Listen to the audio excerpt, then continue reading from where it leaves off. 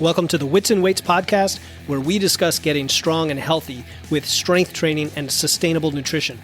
I'm your host, Philip Pape, and in each episode, we examine strategies to help you achieve physical self-mastery through a healthy skepticism of the fitness industry and a commitment to consistent nutrition and training for sustainable results. Welcome to another episode of Wits and Weights. Today is our second special episode of Science Says, where I review a research article, talk about the findings, and how you can apply it in your life to improve your overall health and fitness.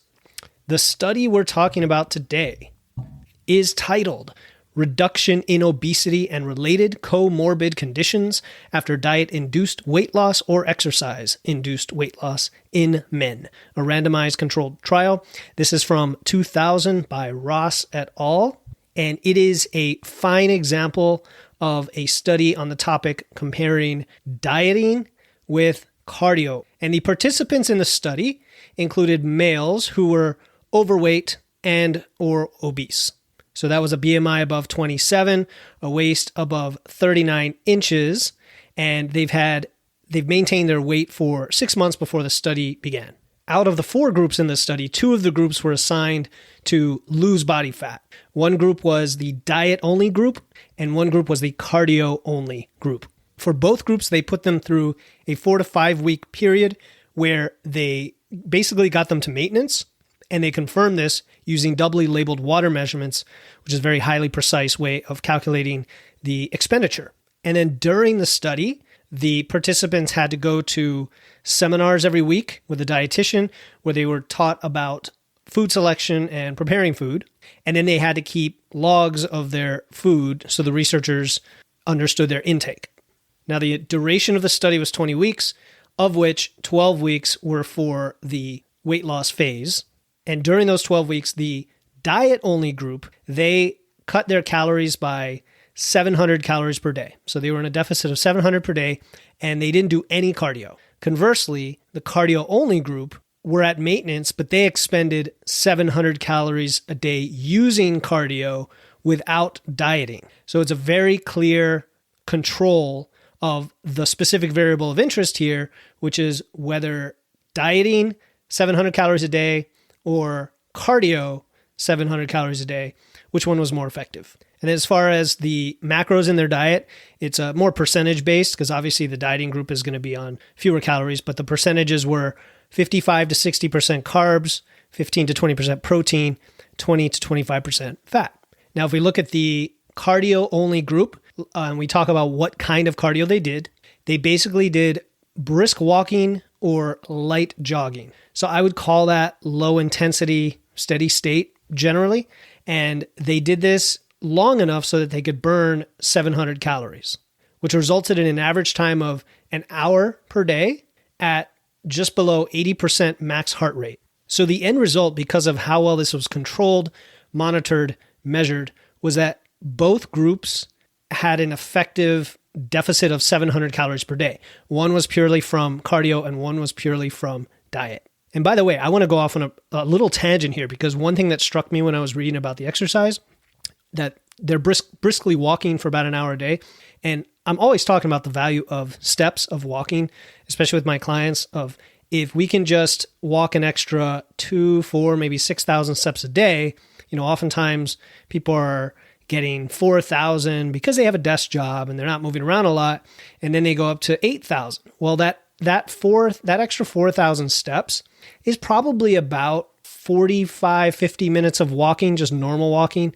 And of course, it'd be slightly less if you were briskly walking, which if you can tell from this study, if you're able to add 700 calories to your expenditure from 1 hour, then you're going to still add 400 or 500 calories to your expenditure from adding about 4,000 steps. So I think just without even going any further in the study, this is good evidence that, without downregulating your metabolism by doing the higher intensity forms of cardio that I typically warn against overdoing because of the recovery and the metabolic effects, this low intensity version of cardio can actually be quite highly effective for helping with your metabolism. But we're going to get there later in the study when we talk about the results and what combination of this kind of cardio and diet we might want to incorporate for the best outcome.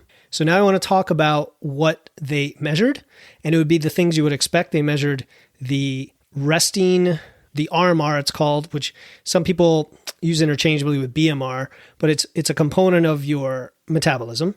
They measured body weight, they measured body fat, and then they used an MRI machine to measure muscle mass. So they had some fancy tools at their disposal. So now let's talk about the results. So after the 12 weeks, both groups lost the same percentage of weight. They both lost about 16 pounds. 16 pounds for the diet group, 17 pounds for the cardio only group. So those are basically exactly the same. But the big difference was actually in the change in body composition. Something we talk about a lot on this podcast is the value of improving your body composition, cutting fat and maintaining muscle, or building muscle while not adding too much fat. Hey, this is Philip Pape, letting you know that applications are now open for one-on-one coaching. If you're a busy working professional who has tried dieting and exercising for years with little in the way of results, and you want to lose fat, get lean, or feel confident in your body without excessive dieting, cardio, or restrictions, just go to witsandweights.com/coaching to apply. So in this study, the group doing just cardio actually lost a lot more body fat, 4.3%, than the diet-only group, 3.4%. In statistical terms, that's a lot. It's only about 1% difference. They still both lost a decent amount of weight and body fat. But in addition to that, so compounding this, the group that did the cardio lost less muscle, 2.2 pounds, than the cardio-only group, which lost 4.8 pounds of muscle. So when you use a ratio, the group that was relying on the diet calorie deficit, they lost 70% from fat, 30% from muscle. The cardio group lost 85% of their weight from fat and 15% from muscle. This is a fairly profound outcome showing that when you combine the two, the cardio-only group, despite losing the same amount of weight, actually lost more of that weight as fat. Now, here's another interesting finding. Both groups saw their resting metabolic rate decrease, but the diet-only group, their rate decreased by 40% more than the cardio-only group. So the fact that they were in a diet, in a deficit, caused their metabolism, their metabolic rate to decline more precipitously than the cardio-only group. And this is actually consistent with the fact that the cardio-only group retained more muscle because muscle's more expensive. And we talk about the fact that having more muscle mass actually keeps your metabolic rate higher, and that the fat-free mass or your body composition is the biggest impact when it comes to your metabolic rate, other than the short-term fluctuations like NEAT, like steps, like activity. Now, there's one huge caveat to this study, and that is the participants in the study were not resistance trained, which is something we all try to do. The listeners of this podcast, we know the value of strength training, of resistance training as part of your daily regimen, or maybe not daily, but as part of your ongoing consistent weekly regimen, you strength train. And people tend to make the argument, however, and this study counters that somehow dieting is the best thing you can do for fat loss and that cardio is somehow ineffective. And I know I've never said that. I always say that you don't want to do too much medium intensity cardio so it doesn't interfere with your lifting and your recovery. But I also say at the same time that cardio is an excellent boost for fat loss during a diet. I've said that many times, that you can use HIIT sessions or low intensity cardio or definitely walking in steps to give you a boost to your metabolic rate. So now the question is, should we be in a calorie deficit to lose fat and weight, or should we only try to get it from activity? And I think you know what the answer is. I think you know the answer is actually both, because we never want to rely on strictly having to move a certain amount every day just to lose weight. And furthermore, it's usually not enough when we're trying to get into a certain deficit and lose at a certain rate of loss. So at the end of the day, what we're saying is the takeaway from this is the best way to optimize fat loss is to use a calorie deficit combined with some cardio in your program. And that cardio could be simply walking. And that is why I always recommend, and with my clients, we go through a metabolic restoration or preparation phase for probably 2 to as many as 8 weeks before we go into a fat loss phase. And during that initial phase, we start upping our steps. We incorporate training, we incorporate sufficient protein, and then manage the stressors, the sleep, the stress, and so on. So that it puts us into a great position metabolically to start that fat loss phase, and that we have the habits in place like the steps to keep the metabolism high enough so we can diet on higher calories. And so that when we hit the gas pedal on the fat loss phase, we then can go into a deficit, but it's not as painful. We're not at such low calories. We're using our steps to supplement our diet because we've already started to increase our steps, and thus we have an easier time dieting. Now, as you get further into a diet, you experience some more metabolic adaptation and you're trying to hold on to muscle mass. This is where adding a little extra cardio in the form of brisk walking. I'm not a big fan of too much running, but I do like sprints or biking, especially because of the biking is fully concentric motion and it doesn't place any stress on your joints like running does.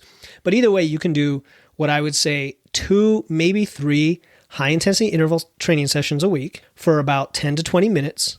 And a very simple way to do this is interval training, where you go all out for maybe 15 or 30 seconds, and then you rest for 2 to 4 times that amount to get fully recovered so that you can go all out again. And this will allow you to get a little bit of calorie burn in there, also a little cardio, but it's not so much that you're going to send your body the endurance signal that downregulates your metabolism, and not so much that you're going to recover or interfere with your recovery or with your lifting.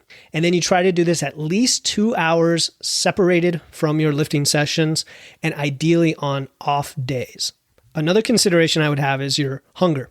As you get deeper into a diet, if you start to experience the signs of hunger because of the metabolic adaptation, this is where you might look for other ways to increase your metabolic burn, your metabolic rate, so that you can actually eat on more calories. And that's where additional steps can come into play. Or if you're already kind of maxing out your steps, if you're up in the maybe 12, 14,000 step range and you want some variety, you want to do something different, this is where, again, a little bit of these other modes of cardio can come into play. So cardio, I'm just going to repeat. If you are doing low intensity, then you could really do quite a bit of that during the week, maybe 3 times, maybe 4 times, half an hour. If you're doing, and when I say low intensity, I mean really low intensity, like walking, brisk walking, biking. And then if it's the interval training, which is what I talked about before, on off days, maybe 20 minutes with the all out, and then 2 to 4x ratio of rest to all out. Now, one other thing I would definitely not take away from this study, I would not take away the thought that you can do cardio instead of strength training. Again, the participants in the study weren't even resistance trained, but strength training is going to come before anything else. Okay, that is the thing that sends the signal to hold on to muscle mass when you are losing weight, period. That, and then combined with the proper nutrition, which includes a fairly high level of protein, or higher than most people are used to, but roughly around a gram per pound of your target body weight. And then steps come into play after that. And then cardio after that. So I hope you found this study useful. I will include the link to the study in the show notes if you want to read it in great detail. And at the end of the day, the thing that works best is what works best for you as an individual. Thanks as always for listening. I wish you the best and stay strong. Thanks for listening to the show. Before you go, I have a quick favor to ask. If you enjoy the podcast, let me know by leaving a 5-star review in Apple Podcasts and telling others about the show. Thanks again for joining me, Philip Pape, in this episode of Wits and Weights. I'll see you next time, and stay strong.